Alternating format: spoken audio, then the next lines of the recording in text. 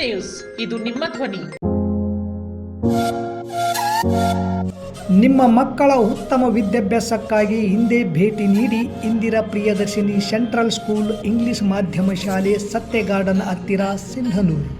2024-25ನೇ ಸಾಲಿನ ಪ್ರವೇಶಗಳು ಪ್ರಾರಂಭ.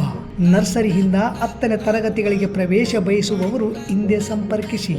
ಸುಸಜ್ಜಿತ ಶಾಲಾ ಕೊಠಡಿಗಳನ್ನು ಹೊಂದಿರುವ CPSC ಮಾನ್ಯತೆ ಪಡೆದ ಏಕೈಕ ಶಾಲೆಯಾಗಿದೆ. ವಿಶಾಲವಾದ ಕ್ರೀಡಾ ಮೈದಾನ, ಉತ್ತಮ ವಾತಾವರಣವುಳ್ಳ ನಗರಕ್ಕೆ ಹತ್ತಿರ ಇರುವ ಶಾಲೆಯಾಗಿದೆ. ನರ್ಸರಿಯಿಂದ 10ನೇ ತರಗತಿಯ ಎಲ್ಲ ವಿದ್ಯಾರ್ಥಿಗಳಿಗೆ ಭದ್ರತೆಯಿಂದ ಕೂಡಿದ ವಿದ್ಯಾವಿಧಾನ ಒದಗಿಸುವುದು ನಮ್ಮ ಗುರಿ. ಮಾಂಟೆಸರಿ ವಿಧಾನ, ಅಬಕಾಸ್ ಇನ್ನಿತರ ಪಠ್ಯೇತರ ಚಟುವಟಿಕೆಗಳಿಂದ ನರ್ಸರಿಯಿಂದಲೇ ಮಕ್ಕಳ ಸರ್ವತೋಮುಖ ಬೆಳವಣಿಗೆ ನಮ್ಮ ಭರವಸೆ. ನವೀಕರಿಸಲಾದ science lab, maths lab, computer lab ಮತ್ತು ಲೈಬ್ರರಿ ಸೌಲಭ್ಯ ಹೊಂದಿದೆ. ಮಕ್ಕಳ ಬರವಣಿಗೆಗೆ ಲುಸಿಡಾ ಮತ್ತು ಕರ್ಸಿವ್ ಹ್ಯಾಂಡ್ ರೈಟಿಂಗ್ಗೆ ಮೊದಲ ಆದ್ಯತೆ. ಮಕ್ಕಳ ದೈಹಿಕ ಹಾಗೂ ಮಾನಸಿಕ ದೃಢತೆಗಾಗಿ ಪಠ್ಯೇತರ ಚಟುವಟಿಕೆಗಳಾದ ಇಂಡೋರ್ ಮತ್ತು ಔಟ್ಡೋರ್ ಕ್ರೀಡೆಗಳು, ಯೋಗ, ಸಂಗೀತ, ಚಿತ್ರಲೇಖನ, ನೃತ್ಯ, ಕ್ವಿಜ್ ಕಾಂಪಿಟೇಷನ್ಗಳ ಕುರಿತು ವಿಶೇಷ ತರಬೇತಿ ನೀಡಲಾಗುತ್ತದೆ. ಉತ್ತಮ ತರಬೇತಿ ಪಡೆದ ಶಿಕ್ಷಕರಿಂದ ಥಿಯರಿ ಮತ್ತು ಪ್ರಾಕ್ಟಿಕಲ್ ವಿಷಯಗಳ ಬೋಧನೆಯಿಂದಾಗಿ ಸತತವಾಗಿ 15 ವರ್ಷಗಳಿಂದ 10ನೇ ತರಗತಿಯಲ್ಲಿ ಜಿಲ್ಲೆ, ತಾಲೂಕು ಮಟ್ಟದಲ್ಲಿ ಅತ್ಯುತ್ತಮ ಫಲಿತಾಂಶ ನಮ್ಮದಾಗಿದೆ. ಶಾಲಾ ವಾಹನ ಸೌಲಭ್ಯ ಮತ್ತು ಉತ್ತಮ ಪೌಷ್ಟಿಕ ಆಹಾರದೊಂದಿಗೆ ಬಾಲಕ ಹಾಗೂ ಬಾಲಕಿಯರಿಗಾಗಿ ಪ್ರತ್ಯೇಕ ಹಾಸ್ಟೆಲ್ಗಳ ಸೌಲಭ್ಯವಿದೆ.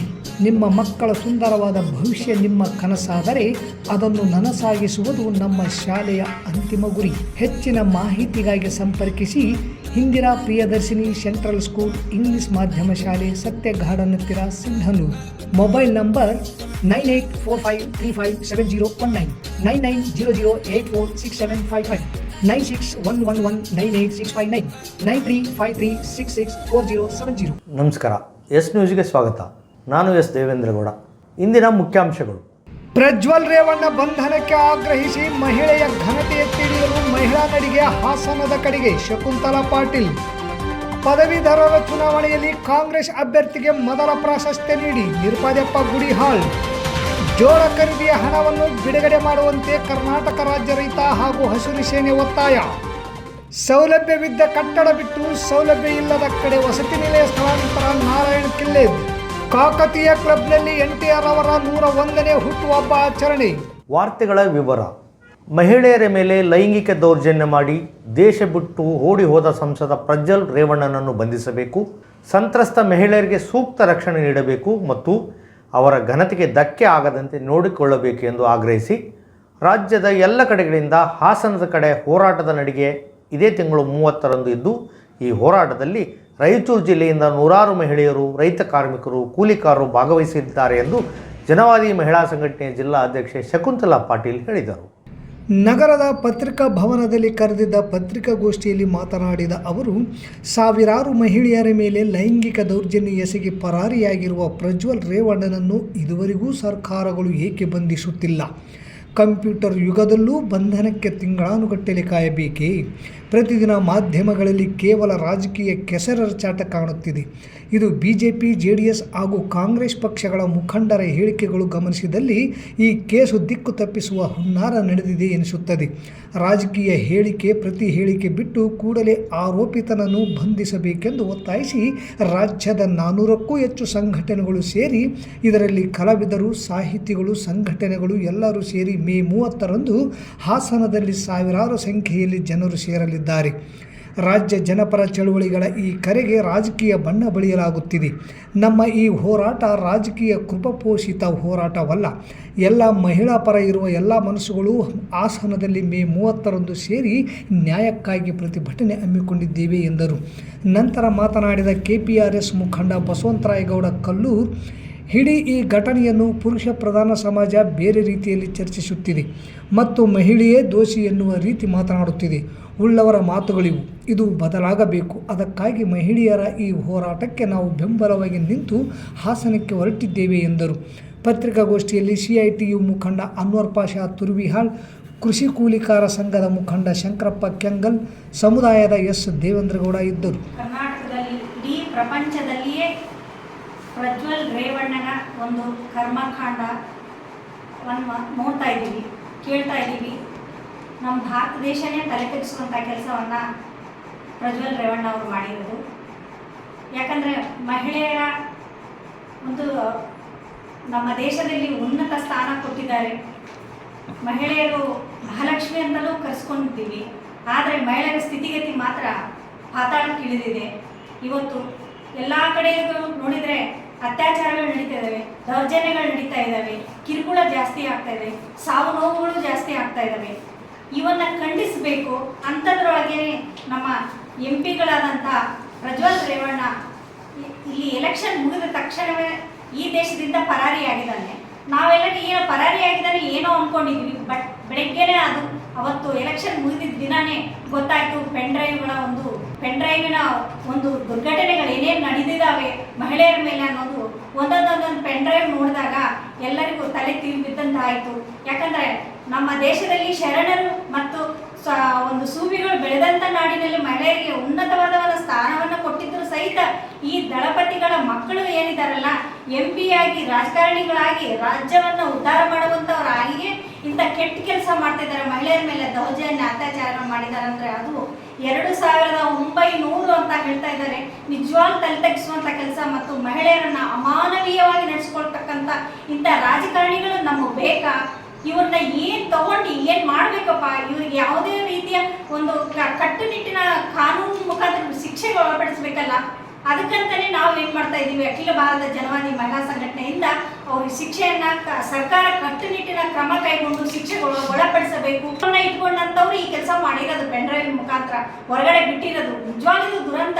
ಆದರೆ ಹೆಣ್ಮಕ್ಳಿಗೆ ಏನು ತೊಂದರೆ ಆಗ್ತಾ ಇದೆ, ಆ ಪೆನ್ಡ್ರೈವನ್ನು ನೋಡಿದಂಥವರು ಅವರ ಮಕ್ಕಳಾಗಿರ್ಬೋದು, ಗಂಡ ಆಗಿರ್ಬೋದು, ತಂದೆ ತಾಯಿ ಆಗಿರ್ಬೋದು, ಸಹೋದರರಾಗಿರ್ಬೋದು, ಆ ಹೆಣ್ಮಕ್ಳನ್ನ ಯಾವ ರೀತಿ ನೋಡ್ತಾರೆ, ಅವ್ರ ಮನೆಯಲ್ಲಿ ಎಷ್ಟು ಕೋಲಾಹಲ ಆಗ್ಬೋದು, ಅವ್ರಿಗೆ ಎಷ್ಟು ದುಃಖ ಪಡ್ಬೋದು, ಅವ್ರ ಸಾವಿನ ಕೆಲವು ಮಂದಿ ಸುಸೈಡ್ ಮಾಡ್ಕೊಳಕ್ಕೂ ಹೋಗಿದ್ದಾರೆ. ನೋಡಿದ್ರೆ ಹಾಸನಲ್ಲಿ ಹೆಣ್ಮಕ್ಳು ಇದ್ದವರು ಏನಾಗುತ್ತೋ ಏನೋ, ನನ್ನ ಸಂಸಾರಗಳು ಏನಾಗುತ್ತೋ, ನನ್ನ ಗಂಡ ಏನಾಗ್ತೋ, ಏನು ಇದು ಮಾಡ್ತಾರೋ, ನನ್ನ ಮಕ್ಕಳು ಏನು ಇದು ಮಾಡ್ತಾರೋ, ನನ್ನ ತಂದೆ ತಾಯಿ ಏನಂತಾರೋ, ಆ ಥರ ಅವ್ರು ಭಯಪಟ್ಟು ಸುಸೈಡ್ ತನ ಹೋಗಿದ್ದಾರೆ. ಕೆಲವು ಮಂದಿ ಮಾಡ್ಕೊಂಡಿದ್ದಾರೆ. ನೋಡಿದರೆ ಅವು ಬೆಳಕಿಗೆ ಬರ್ತಾ ಇಲ್ಲ ಈಗ. ಆದರೆ ಏನದ, ನಾವು ಇವನ್ನ ತಡೆಹಿಡಿದು ಆ ಮಹಿಳೆಯರಿಗೆ, ನಾವು ಸಂತ್ರಸ್ತರಿಗೆ ಒಂದು ಮಾನಸಿಕವಾಗಿ ಮತ್ತು ಧೈರ್ಯವನ್ನು ತುಂಬುವಂಥ ಕೆಲಸ ನಾವು ಅಖಿಲ ಭಾರತ ಜನವಾದಿ ಮಹಿಳಾ ಸಂಘಟನೆಯ ಮಾಡ್ತಾ ಇದ್ದೀವಿ.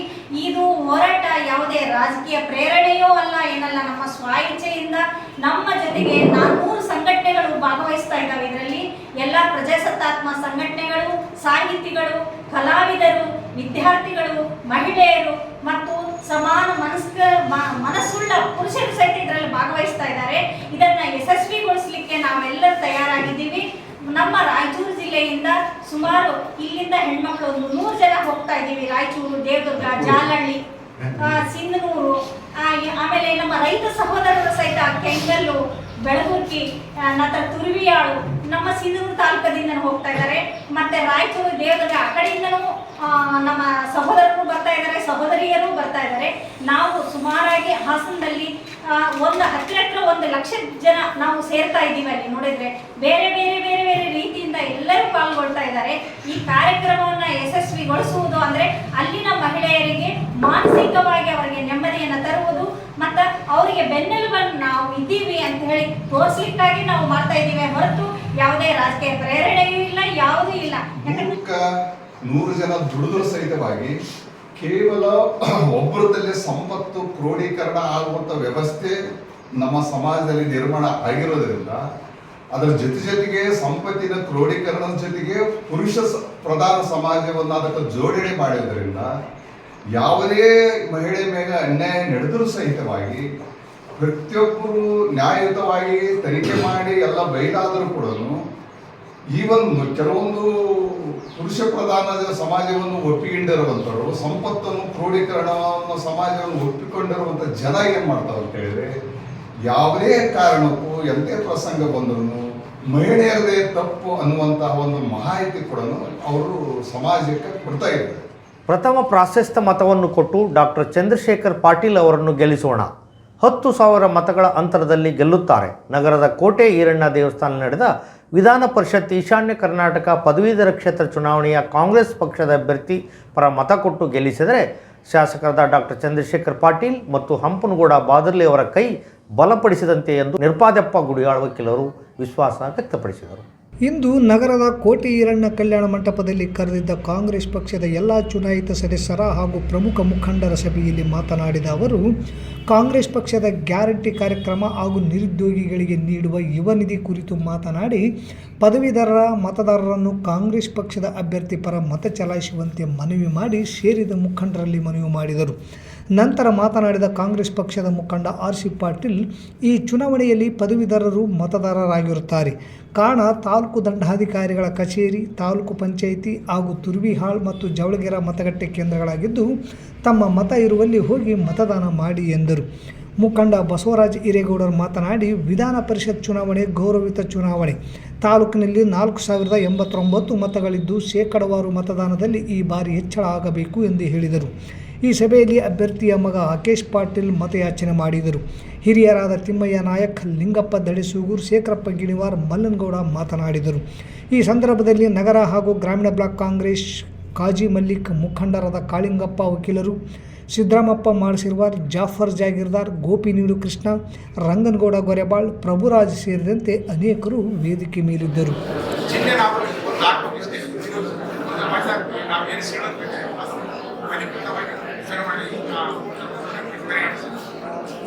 ಚುನಾವಣೆ ಮೇಲ್ಮನೆ ಎರಡು ಇರ್ತಾವೆ. ಈ ಚುನಾವಣೆಯಲ್ಲಿ 224 MLA ಕ್ಷೇತ್ರಗಳು ಯಾವುದಾದ್ರೂ ನಾವು ಏನಾದರೂ ಆ ಒಂದು ಯೋಜನೆಗೆ ಅನುಮತಿ ಕೊಡಬೇಕಂತಂದ್ರೆ ಈ ನಿಟ್ಟಿನಲ್ಲಿ ಪ್ರತಿಯೊಂದು ಊರಿನ ವೋಟರ್ ಲಿಸ್ಟ್ ಅನ್ನ ಸಪರೇಟ್ ಆಗಿ ಮಾಡಿ ಇಟ್ಟಿದ್ದೀವಿ. ನಮ್ಮ ಪರ್ವತಪ್ಪನವ್ರನ್ನ ಭೇಟಿ ಆದ್ರೆ ಆಯಾ ಊರಿನಲ್ಲಿ ಎಷ್ಟು ಕೊಟ್ಟಿದ್ದಾವೆ ಅನ್ನುವಂಥ ಲಿಸ್ಟ್ ಕೊಡ್ತಕ್ಕಂಥ ಕೆಲಸ ಆಗ್ತದೆ. ಹೋಗ್ಬೇಕಾದಾಗ ನಾವೆಲ್ಲರೂ ತಮ್ಮ ಊರಿನ ಲಿಸ್ಟ್ ತೆಗೆದುಕೊಂಡು ಹೋಗ್ಬೇಕಂತ ಹೇಳಿ ವಿನಂತಿ ಮಾಡಿಕೊಂಡು, ಎರಡನೇದು ನಾವೇ ಚಂದ್ರಶೇಖರ್ ಪಾಟೀಲ್ ಅನ್ನುವಂಥ ನಾವೇ ಅಭ್ಯರ್ಥಿ ಕ್ಷೇತ್ರಕ್ಕೆ ಅನ್ನುವಂಥ ಮನಸ್ಸಿನಿಂದ ನಾವೆಲ್ಲರೂ ಪ್ರಯತ್ನ ಮಾಡಬೇಕು ಅನ್ನುವಂಥ ಒಂದು ಕಳಕಳಿ ವಿನಂತಿಯನ್ನು ಬ್ಲಾಕ್ ಕಾಂಗ್ರೆಸ್ ವತಿಯಿಂದ ಮಾಡಿಕೊಳ್ತಾ ಇದ್ದೇವೆ. 2023-24ನೇ ಸಾಲಿನ ಮುಂಗಾರು ಮಳೆ ರೈತರು ಬೆಳೆದ ಜೋಳವನ್ನು ಖರೀದಿ ಕೇಂದ್ರದಲ್ಲಿ ಸರ್ಕಾರದ ವತಿಯಿಂದ MSP ಬೆಲೆಯಲ್ಲಿ ಖರೀದಿಸಿದ್ದು ಸುಮಾರು 3-4 ತಿಂಗಳು ಕಳೆದರೂ ಇದುವರೆಗೂ ಖಾತೆಗೆ ಹಣ ಜಮಾ ಆಗಿಲ್ಲ. ಕೂಡಲೇ ಹಣ ಜಮಾ ಮಾಡಲು ಒತ್ತಾಯಿಸಿ ಕರ್ನಾಟಕ ರಾಜ್ಯ ರೈತ ಸಂಘ ಹಸಿರು ಸೇನೆ ಸರ್ಕಾರಕ್ಕೆ ಮನವಿ ಸಲ್ಲಿಸಿತು. ಈ ಸಾಲಿನ ಜೋಳದ ಖರೀದಿ ಕೇಂದ್ರದ ಸಮಯವೂ ಸಹ ತಡವಾಗಿ ಆರಂಭಿಸಿ ರೈತರಿಗೆ ಅನಾನುಕೂಲ ಸೃಷ್ಟಿಯಾಯಿತು. ಖರೀದಿ ಮಾಡಿ 3-4 ತಿಂಗಳಾದರೂ ಹಣ ಜಮಾ ಮಾಡಿಲ್ಲ. ಈಗಾಗಲೇ ಮುಂಗಾರು ಆರಂಭಗೊಂಡಿದ್ದು ರೈತರು ಹುತ್ತಲು ಬಿತ್ತಲು ಹಣ ಬೇಕು. ರೈತರ ಬಳಿ ಹಣ ಇರದೆ ಬೀಜ ಗೊಬ್ಬರ ಖರೀದಿ ಮಾಡದೆ ಖಾಲಿ ಹೊಲಗಳನ್ನು ಇಟ್ಟುಕೊಂಡು ರೈತರು ಕುಂತಿದ್ದು, ಸಣ್ಣ ಮತ್ತು ಅತಿ ಸಣ್ಣ ರೈತರು ಸಾಲ ಸೋಲ ಮಾಡಿ ಬೆಳೆದ ಜೋಳವನ್ನು ಸರ್ಕಾರದ MSP ಬೆಲೆಗೆ ಮಾರಿ ಹಣವನ್ನು ಕಾಯುತ್ತಾ ಕುಳಿತಿದ್ದಾರೆ. ವಿಪರ್ಯಾಸದ ಸಂಗತಿ ಎಂದರೆ ಮುಂಗಾರು ಮಳೆಯೂ ಆರಂಭವಾಗಿದ್ದು ರೈತರು ತಮ್ಮ ಬಿತ್ತುವ ಕಾರ್ಯ ಮಾಡಲು ಔಷಧಿ, ಬೀಜ, ಗೊಬ್ಬರ ಖರೀದಿಸಲು ಹಣವಿಲ್ಲದೆ ಕಂಗಾಲಾಗಿದ್ದಾರೆ. ದೇವರು ಕೊಟ್ಟರೂ ಪೂಜಾರಿ ಹೊರ ಕೊಡಲಿಲ್ಲ ಎನ್ನುವ ಸ್ಥಿತಿ ತಾಲೂಕಿನಲ್ಲಿ ನಿರ್ಮಾಣವಾಗಿದೆ. ಹಾಗಾಗಿ ತಾಲೂಕಿನ ರೈತರು ಪರವಾಗಿ ನಿಮ್ಮಲ್ಲಿ ನಿವೇದಿಸಿಕೊಳ್ಳುವುದೇನೆಂದರೆ ಕೆಲವೇ ದಿನಗಳಲ್ಲಿ ರೈತರ ಖಾತೆಗೆ ಹಣವನ್ನು ವರ್ಗಾವಣೆ ಮಾಡಬೇಕೆಂದು ಈ ಮೂಲಕ ತಮ್ಮಲ್ಲಿ ವಿನಂತಿಸಿಕೊಳ್ಳುತ್ತೇವೆ. ನರೇಗಾ ಯೋಜನೆ, ವೃದ್ಧಾಪ್ಯ ಯೋಜನೆ, ವಿಧವೆ ವೇತನ, ಗೃಹಲಕ್ಷ್ಮಿ ಹಣವನ್ನು ಸಹ ರೈತರಿಂದ ತಡೆ ಹಿಡಿದು ರೈತರಿಗೆ SBI ಬ್ಯಾಂಕು ಮತ್ತು PKGB ಬ್ಯಾಂಕಿನ ಹಾಗೂ ಇತರೆ ಬ್ಯಾಂಕಿನ ಮ್ಯಾನೇಜರ್ ಹಾಗೂ ಸಿಬ್ಬಂದಿಗಳು ಕಿರುಕುಳ ನೀಡುತ್ತಿದ್ದಾರೆ. ಈ ಎಲ್ಲ ಸಮಸ್ಯೆಗಳನ್ನು ಆದಷ್ಟು ಬೇಗನೆ ನಿವಾರಿಸಿ ರೈತರಿಗೆ ಅನುಕೂಲವಾದ ವಾತಾವರಣ ನಿರ್ಮಿಸಬೇಕೆಂದು ಜಿಲ್ಲಾಧ್ಯಕ್ಷ ಶಿವರಾಜ್ ಸಾಸ್ಲಮರಿ, ತಾಲೂಕಾಧ್ಯಕ್ಷ P. ಹುಲಿಗಯ್ಯ ತಿಮ್ಮಾಪುರ್ ಹಾಗೂ ತಾಲೂಕಾಧ್ಯಕ್ಷ P. ಹುಲಿಗಯ್ಯ ತಿಮ್ಮಾಪುರ್ ಹಾಗೂ ಮುಖಂಡರಾದ ದೇವಣ್ಣ ಬೂದಿಹಾಳ್, ಯಮನಪ್ಪ ಪಗಡದನಿ, ಶಾಮಿದ್ ಮುಳ್ಳೂರ್ ವಿನಂತಿಸುತ್ತಾ ದೂರಿಗೆ ಸ್ಪಂದಿಸದೇ ಇದ್ದಲ್ಲಿ ನಮ್ಮ ರೈತ ಸಂಘಟನೆ ವತಿಯಿಂದ ಉಗ್ರವಾದ ಹೋರಾಟ ಮತ್ತು ಧರಣಿ ಸತ್ಯಾಗ್ರಹ ಹಮ್ಮಿಕೊಳ್ಳಲಾಗುವುದು ಎಂದು ತಿಳಿಸಿದ್ದಾರೆ. ಮಕ್ಕಳಿಗೆ ಸೌಲಭ್ಯ ಇದ್ದ ಕಟ್ಟಡ ಬಿಟ್ಟು ಸೌಲಭ್ಯ ಇಲ್ಲದ ಕಡೆ ವಸತಿ ನಿಲಯ ಸ್ಥಳಾಂತರ ಮಾಡುವುದರಿಂದ ಮಕ್ಕಳಿಗೆ ತೊಂದರೆಯಾಗುತ್ತದೆ. ಇದರ ಬಗ್ಗೆ ಅಧಿಕಾರಿಗಳು ಗಮನ ಹರಿಸಬೇಕೆಂದು ಕಟ್ಟಡ ಮಾಲೀಕರಾದ ನಾರಾಯಣ್ ಕಿಲ್ಲೆ ಹೇಳಿದರು. ನಗರದ ಪತ್ರಿಕಾ ಭವನದಲ್ಲಿ ಕರೆದ ಸುದ್ದಿಗೋಷ್ಠಿಯಲ್ಲಿ ಮಾತನಾಡಿದ ಅವರು, ನಗರದ PWD ಕ್ಯಾಂಪಿನಲ್ಲಿ ನನ್ನ ಕಟ್ಟಡದಲ್ಲಿ ಮೊರಾರ್ಜಿ ದೇಸಾಯಿ ಪರಿಶಿಷ್ಟ ಜಾತಿ ವಸತಿ ನಿಲಯ ಸುಮಾರು ವರ್ಷಗಳಿಂದ ನಡೆಯುತ್ತಿದ್ದು ಮಕ್ಕಳಿಗೆ ಬೇಕಾದ ಅಗತ್ಯ ಮೂಲಭೂತ ಸೌಕರ್ಯಗಳಿದ್ದರೂ ಸಹ ವಸತಿ ನಿಲಯ ಯಾಕೆ ಸ್ಥಳಾಂತರ ಮಾಡುತ್ತಾರೆ ನನಗೆ ತಿಳಿಯುತ್ತಿಲ್ಲ. ಮಕ್ಕಳಿಗೆ 27 ಶೌಚಾಲಯ, 27 ಬಾತ್ರೂಮ್, 24 ಗಂಟೆ ನಿರಂತರ ನೀರು, ನಿಲಯದ ಸುತ್ತಮುತ್ತ ಕಾಂಪೌಂಡ್ ಸೇರಿದಂತೆ ಸೂಕ್ತ ಭದ್ರತೆ ಇದೆ. ಇಷ್ಟೆಲ್ಲ ಮಕ್ಕಳಿಗೆ ಮೂಲಭೂತ ಸೌಕರ್ಯಗಳು ನೀಡಿದರೂ ಸಹ ವಸತಿ ನಿಲಯವನ್ನು ಪ್ರಿನ್ಸಿಪಾಲ್ ರಾಮಣ್ಣ ವಸತಿ ನಿಲಯ ಸ್ಥಳಾಂತರ ಮಾಡಲು ಹೊರಟಿದ್ದಾರೆ ಎಂದರು. ವಸತಿ ನಿಲಯ ಅಗ್ರಿಮೆಂಟ್ ಪ್ರಕಾರ 4 ತಿಂಗಳ ಬಾಡಿಗೆ ನೀಡಿ ಕಟ್ಟಡದ ಸಣ್ಣಪುಟ್ಟ ರಿಪೇರಿ ಮಾಡಿ ಅವರು ವಸತಿ ನಿಲಯ ಸ್ಥಳಾಂತರ ಮಾಡಿದರೆ ನಮ್ಮ ಅಭ್ಯಂತರವಿಲ್ಲ.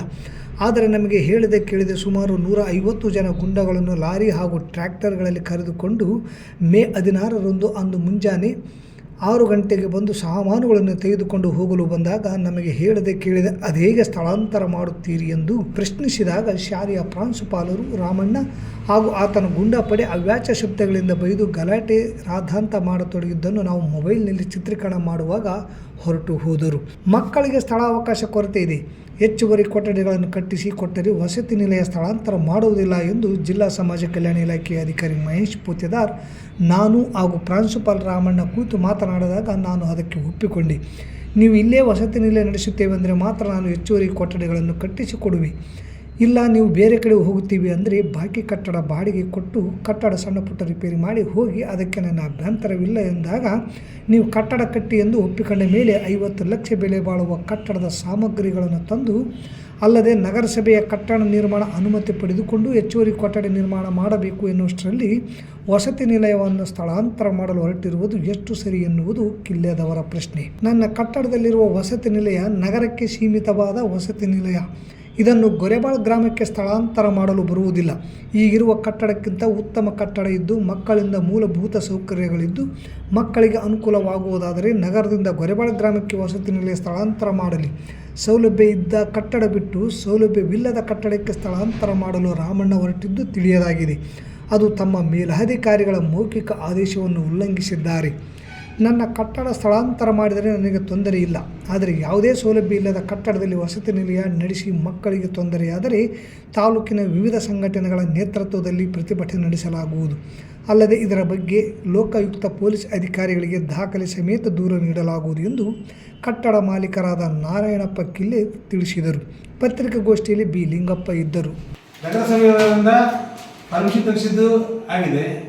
ಮತ್ತೇನಪ್ಪ ಅಂದರೆ ಅದಕ್ಕೆ ಬೇಕಾಗಿರ್ತಕ್ಕಂಥ ಉಸುಕು ಮತ್ತು ಸ್ಯಾಂಡು ಇನ್ನು ಟೆಂಕರು ಇಂಕರೆಲ್ಲ ಸ್ಟಾಪ್ ಮಾಡಿದೆ, ಎಲ್ಲ ಇದೆ. ಮಾಡಿಸ್ಕೊಡಕ್ಕೆ 15 ದಿವಸ ಕೊಡು, 20 ದಿವಸ ಕಳಿಸ್ಕೊಡು ಅಂತಂದ್ರೆ ಜೋಬಿಂದ ಕಳಿಸ್ಕೊಡ್ಲಿಕ್ಕೆ ಅದಕ್ಕಾಗತ್ತಾ? ಇಲ್ಲ.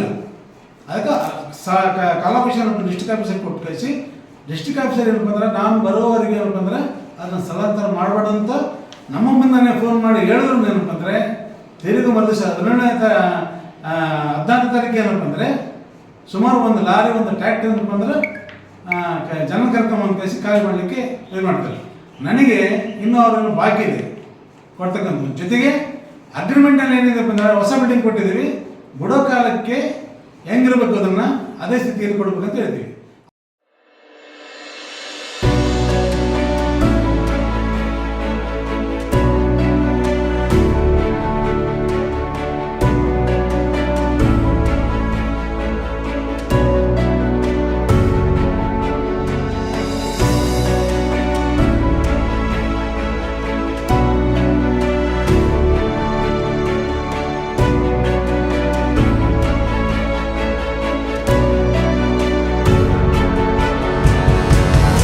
I am the principal of IQ International School. My motto is to provide our students quality of education and enhance to their physical and mental faculties up to the mark.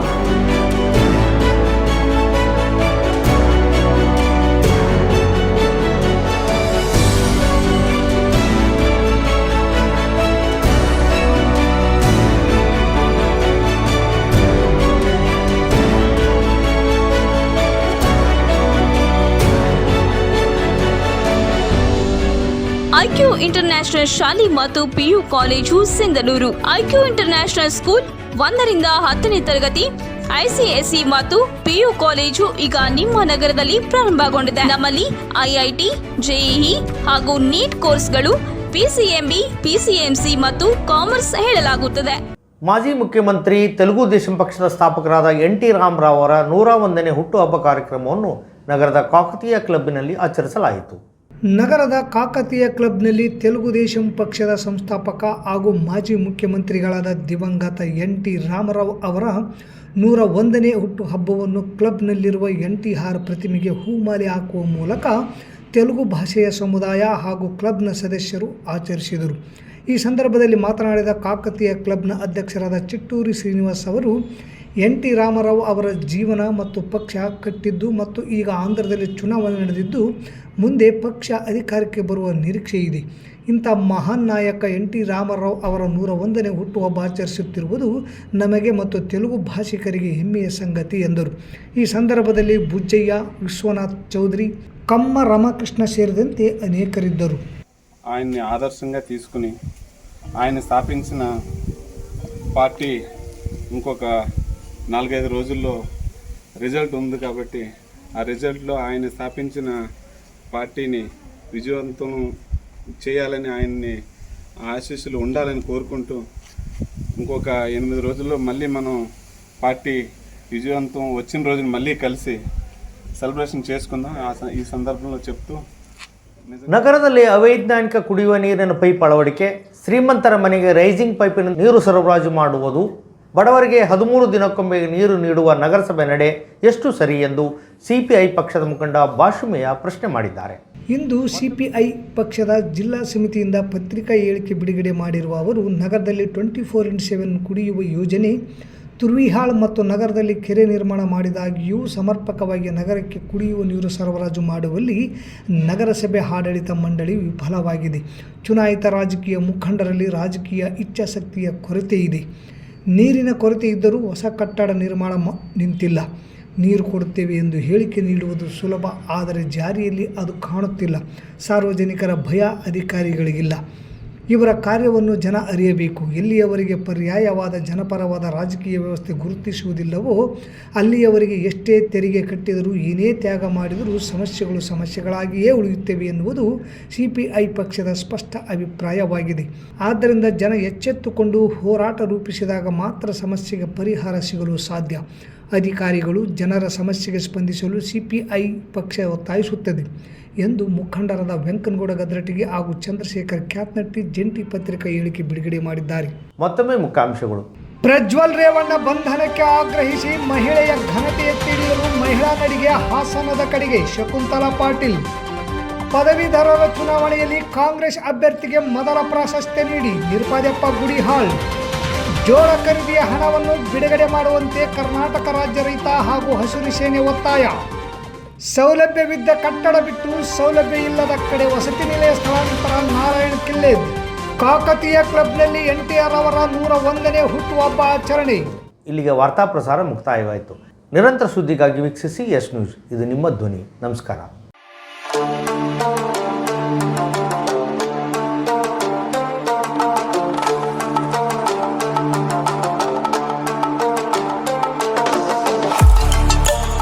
ಕೇಂದ್ರ ಮತ್ತು ರಾಜ್ಯ ಸರ್ಕಾರದಿಂದ ಮಾನ್ಯತೆ ಪಡೆದ ಸಂಸ್ಥೆ Sunrise Group of Institute Sindhanur.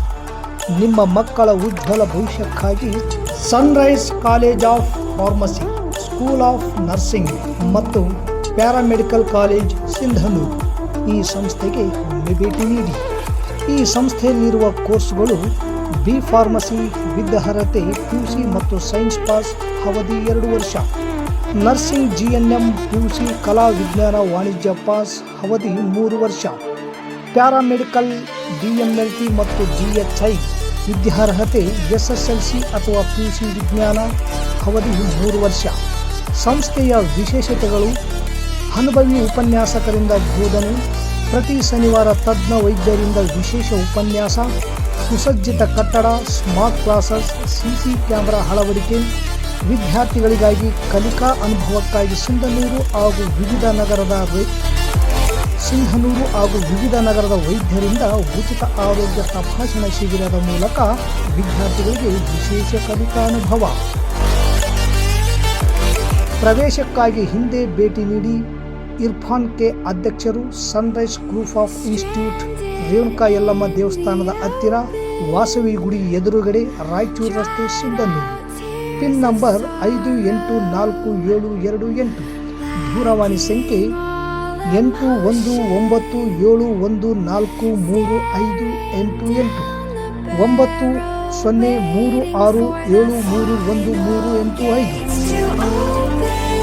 ಹಿಂದೆ ಭೇಟಿ ನೀಡಿ ನಿಮ್ಮ ಮಕ್ಕಳ ಉಜ್ವಲ ಭವಿಷ್ಯಕ್ಕಾಗಿ ಕೇಂದ್ರ ಮತ್ತು ರಾಜ್ಯ ಸರ್ಕಾರದಿಂದ ಮಾನ್ಯತೆ ಪಡೆದ ಸಂಸ್ಥೆ Sunrise Group of Institute Sindhanur.